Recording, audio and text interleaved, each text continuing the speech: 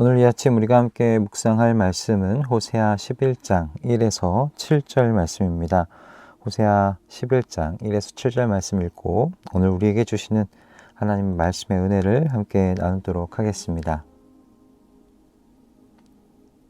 이스라엘이 어린아이일 때에 내가 그를 사랑하여 내 아들을 이집트에서 불러냈다. 그러나 내가 부르면 부를수록 이스라엘은 나에게서 멀리 떠나갔다.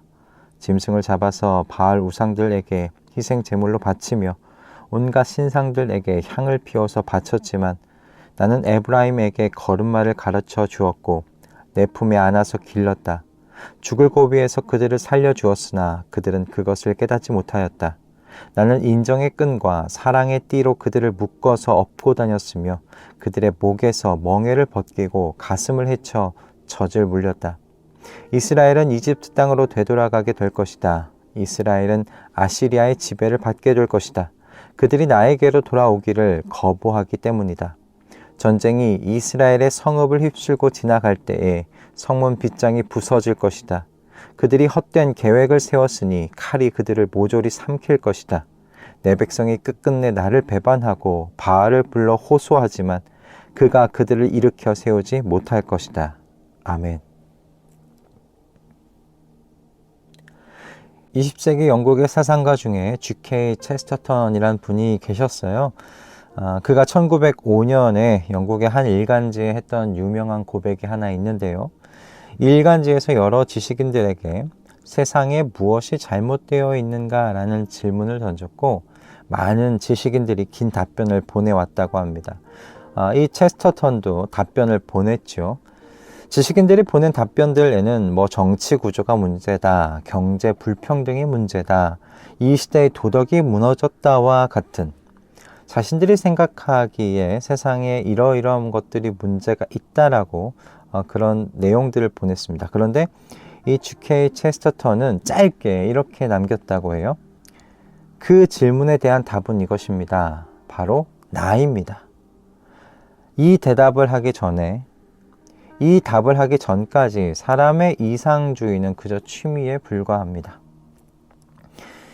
여러분, 우리가 호세아서를 계속 보면서 이스라엘의 타락을 깊이 다루고 있는데요. 그런데 혹시 이스라엘의 이 타락의 이야기를 보면서 혹 남의 이야기처럼 느끼고 계시진 않으시는지 모르겠습니다. 나는 저들과는 좀 그래도 다르지. 나라면 저렇게 선택하지 않았을 거야. 이렇게 생각하고 계시진 않으시는가 하는 겁니다.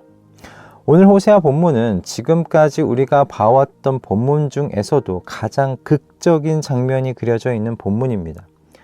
한편으로는 아기의 두 손을 잡고 걸음마를 가르치시는 하나님의 모습이 담겨 있고 다른 한편에는 그 손을 뿌리치고 등을 돌려 걸어가고 있는 이스라엘의 모습이 그려져 있기 때문입니다.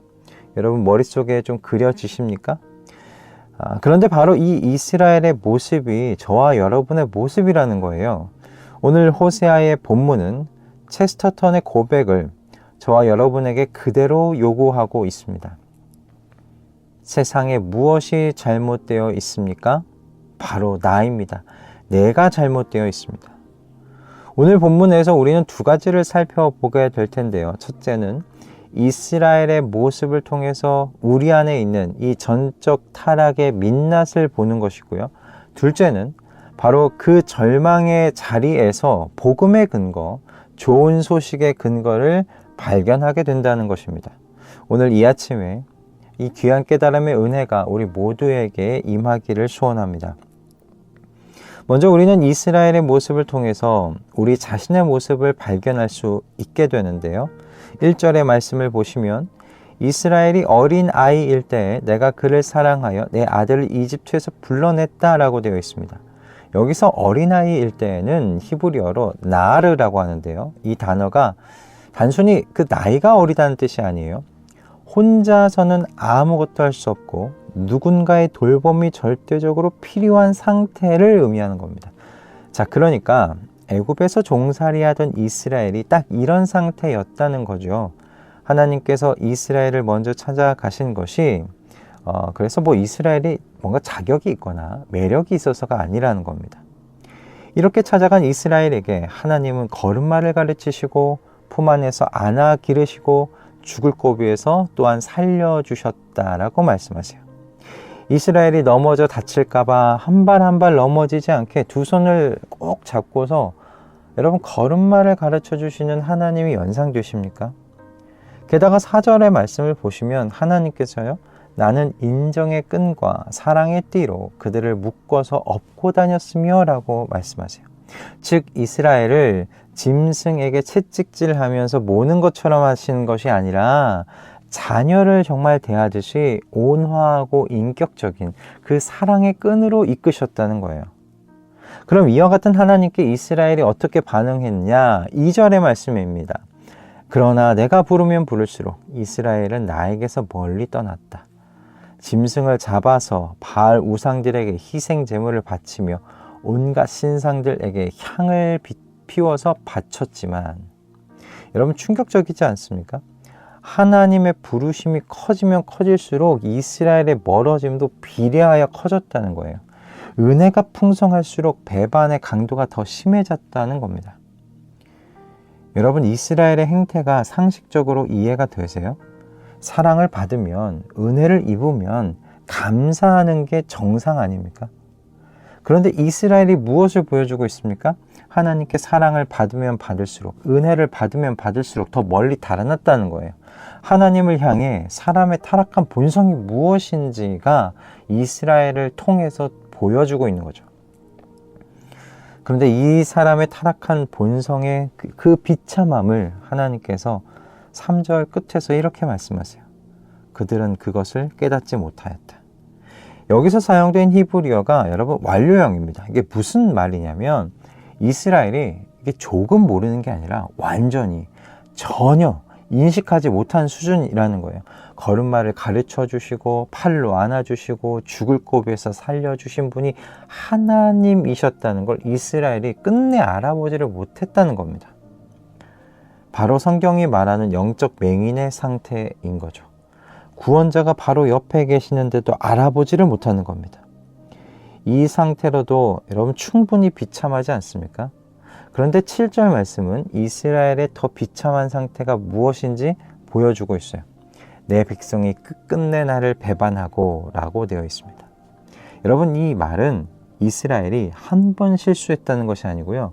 그 본성 깊이 뿌리 박힌 그 고의적이고 지속적인 배교를 말하는 겁니다.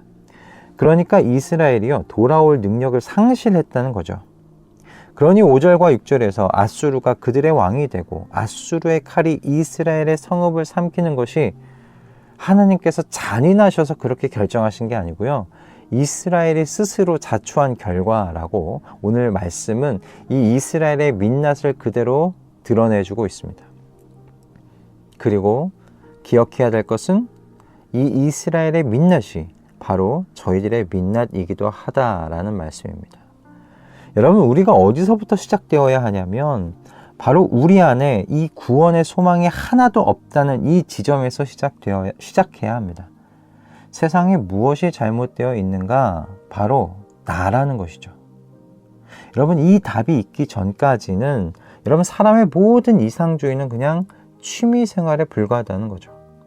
그렇다면 이런 내용으로 가득한 본문 안 어디서 복음의 근거를 찾을 수 있는가?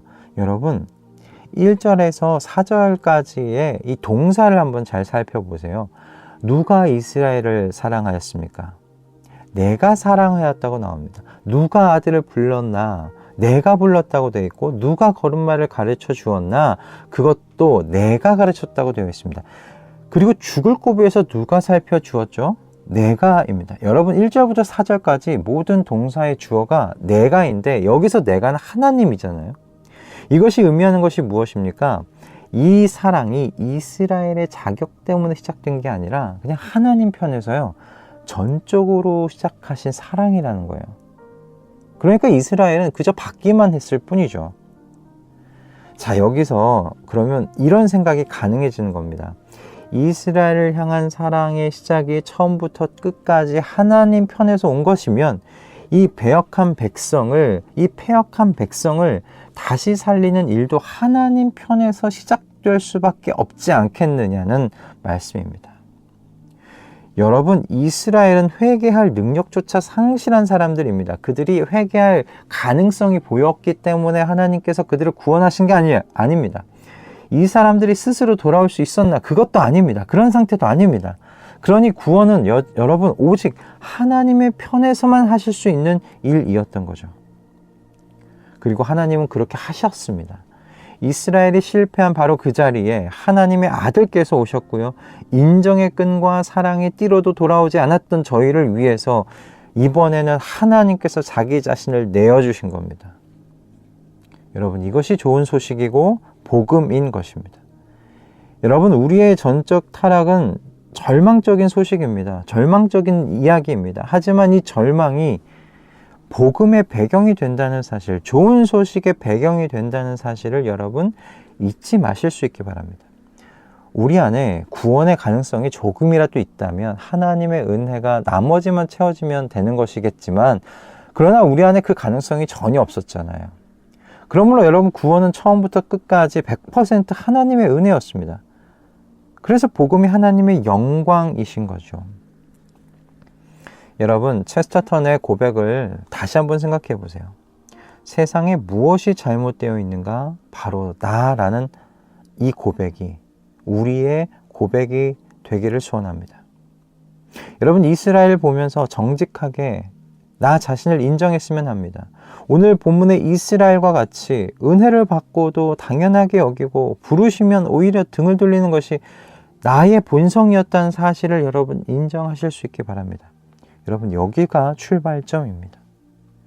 이런 우리의 고백 위에 하나님께서 말씀하세요. 내가 라고 말이죠. 내가 사랑했고, 내가 불렀고, 내가 가르쳤고, 내가 고쳤고, 그리고 내가 이끌었다 라고 말이에요. 우리의 고백 위에서 여러분, 하나님께서 시작하시고 완성하십니다. 십자가가 바로 그 증거 아니겠습니까? 오늘 이 아침에 이 복음의 은혜를 당연한 것으로 여기고 있진 않았는지 우리 한번 돌아보십시다. 내가 한 것이 정말 아무것도 없는데 구원받은 사람이 바로 저와 여러분입니다. 이 복음의 은혜를 마음 깊이 새기시면서 매일 감사를 새롭게 하시며 나아가시는 이번 한 주가 되시기를 주님의 이름으로 축복합니다. 할렐루야. 기도하겠습니다. 주님, 오늘 본문을 통하여 저희의 민낯을 다시 보게 해주셔서 감사합니다. 그리고 동시에 나를 인정한 이 자리에서 오직 주님만이 구원의 실행자이심을 고백하게 해주셔서 감사합니다. 이 은혜를 매일 새롭게 하여 주시고 감사 안에서 살아갈 수 있도록 인도하여 주시옵소서. 예수 그리스도의 이름으로 기도드립니다. 아멘.